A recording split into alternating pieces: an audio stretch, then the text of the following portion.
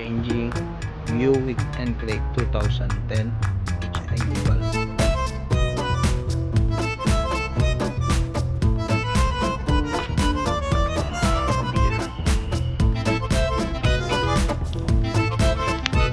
Screw.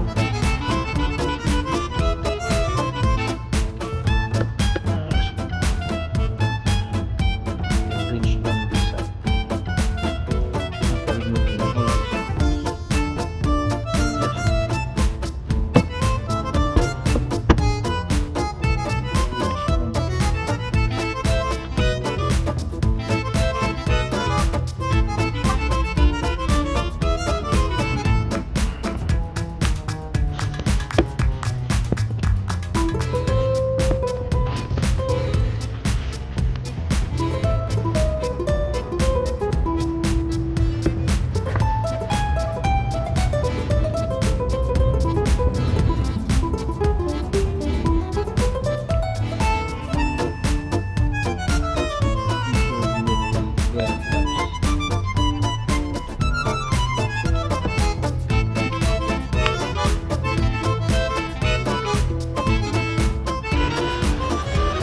After installing back,